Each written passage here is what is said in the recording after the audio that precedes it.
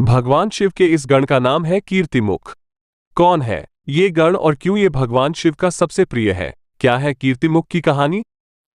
एक बार जब जलंधर नामक राक्षस ने ब्रह्मा जी के वरदान को प्राप्त कर तीनों लोकों को जीत लिया था, तो नारद मुनि ने उससे ये कह दिया कि तुम्हारे पास सब कुछ है, लेकिन पार्वती देवी की तरह कोई सुंदर स्त्री नहीं है।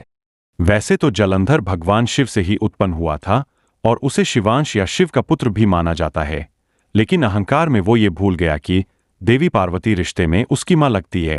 अहंकार में उसने अपने एक दूत राक्षस राहु को भगवान शिव के पास भेजा और पार्वती को उसे दे देने के लिए कहा।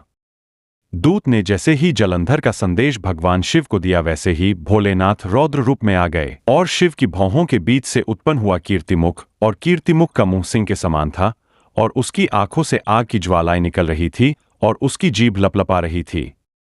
यह दृश्य देखकर राहु भयभीत हो गया, जिसने शिव से दया की भीख मांगी। शिव ने अपनी दयालुता दिखाते हुए राहु को छोड़ने के लिए सहमति व्यक्त की, लेकिन शिव जी की भौहों के बीच से जो भयानक पुरुष निकला था, उसने भगवान शिव को कहा कि आपने तो मेरा भोजन ही छीन लिया, अब मैं क्या खाऊं? तब भगवान शिव ने उसे कहा कि जब तक तुम्हारे लिए खाने का इंतजाम नहीं हो जाता, तब तक तुम अपने शरीर को ही खा लो।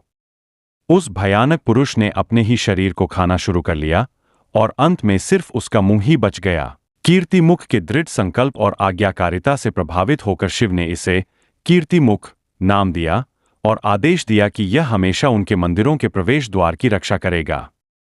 नतीजतन कीर्तिमुख स्वयं शिव का एक शक्तिशाली प्रतीक बन गया। दक्षिण भारतीय वास्तुकला में कीर्तिमुख को अक्सर मंदिरों के शिखरों पर या देवताओं की छवियों को सजाने के लिए सजावटी रूपांकन के रूप में उपयोग किया जाता है।